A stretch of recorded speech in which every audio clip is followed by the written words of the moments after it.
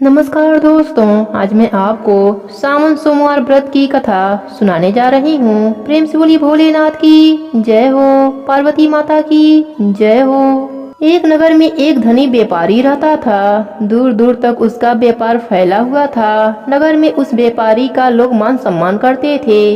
इतना सब कुछ होने पर भी वह व्यापारी बहुत दुखी रहता था, क्योंकि उस व्यापारी का कोई पुत्र नहीं था। दिन रात एक ही चिंता सताती रहती थी कि उसके मृत्यु के बाद इतने बड़े व्यापार और धन संपत्ति को कौन संभालेगा। पुत्र पाने की इच्छा से वह व्यापारी प्रति सोमवार व्रत पूजा किया करता था। सायंकाल शिवालय में घी का दीपक जलाया करता था। उस व्यापारी की भक्ति देखकर एक दिन माता ने शिव जी से कहा, हे प्राणनाथ, यह व्यापारी आपका सच्चा भक्त है।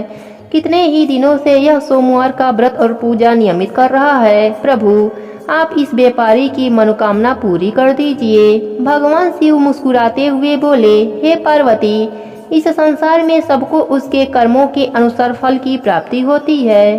प्राणी जैसा कर्म करते हैं उन्हें वैसा ही फल प्राप्त होता है। इसके बावजूद भी पार्वती माता नहीं मानी। उन्होंने आग्रह करते हुए कहा, नहीं प्राणनाथ, आपको इस व्यापारी की इच्छा पूरी करनी पड़ेगी। यह आपका अनन्य भक्त है। प्रति सोमवार व्रत करके आपका विधिवत पूजा करता है और पूजा अर्चना के बाद आपको भोग लगाकर एक समय भोजन करता है। आपको इसे पुत्र प्राप्ति का वरदान देना ही होगा। माता की इतना आग्रह देखकर भगवान शिव ने कहा, तुम्हारे आग्रह पर मैं इस व्यापारी को पुत्र प्राप्ति का वरदान देता हूँ, लेकिन इसका पुत्र 16 वर्ष से अधिक जीवित नहीं रहेगा।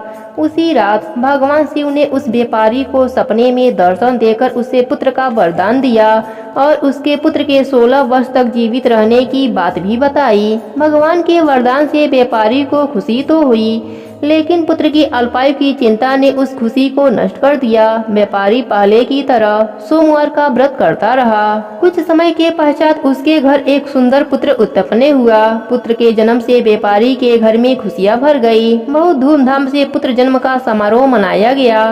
व्यापारी को पुत्र जन्म की अधिक खुशी नहीं हुई, क्योंकि उसको अपने पुत्र की अल्पायु का रहस्य पता था। यह रहस्य घर में किसी को नहीं पता था। जब पुत्र 12 वर्ष का हुआ तो शिक्षा के लिए उसे वाराणसी भेजने का निश्चय किया। बच्चे के मामा को बुलाया और कहा कि पुत्र को शिक्षा प्राप्त करने के लिए वाराणसी छोड़ आओ। लड़का अपने मामा के साथ शिक्षा प्राप्त करने के लिए चल दिया। मामा और भांजा जहाँ रात्रि विश्राम के लिए रुकते वहीं यज्ञ करते और ब्राह्मणों को भोजन कराते थे। लंबी यात्रा के बाद मामा और भांजा एक नगर में पहुँचे। उस नगर में राजा की कन्या के विवाह की खुशी में पूरा नगर को सजाया गया था। निश्चित समय पर बारात भी आ गई, लेकिन वर के पिता अपने बेटे के एक आंख से काने होने के कारण बहुत चिंतित था। उसे इस बात का भय सता रहा था कि राजा को इस बात का पता चलने पर विवाह से इनकार न कर दें, इससे उसकी बदनामी होगी। वर के पिता ने उस लड़के को देखा तो उसके मन में एक विचार आया। उसने सोचा, क्यों न इस लड़के को दुल्हा बनाकर राजकुमारी से विवाह करा दूं। विवाह के बाद इसे धन देकर विदा कर दूंगा और राजकुमारी को अपने नगर में ले जाऊंगा। वर के पिता ने इस विषय में बात की। मामा ने धन के लालच में इस बात को स्वीकार कर लिया। लड़के को दूल्हे का वस्त्र पहनाकर राजकुमारी के साथ विवाह करा दिया गया। राजा ने बहुत सा धन देकर राजकुमारी को विदा किया।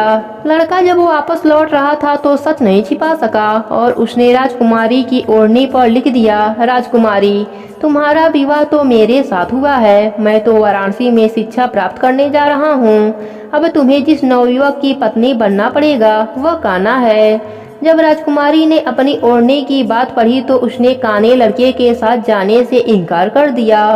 राजा ने सारी बातें जानकर राजकुमारी को महल में रख लिया। उधर लड़का अपने मामा के साथ वाराणसी पहुंच गया। गुरुकुल में पढ़ना शुरू कर दिया। जब उसकी आयु 16 वर्ष की हुई तो उसने यज्ञ कराया, ब्राह्मणों को भोजन कराया और अन्य वस्त्र दान में दिया। रात में अपने शयन कक्ष में सो गया।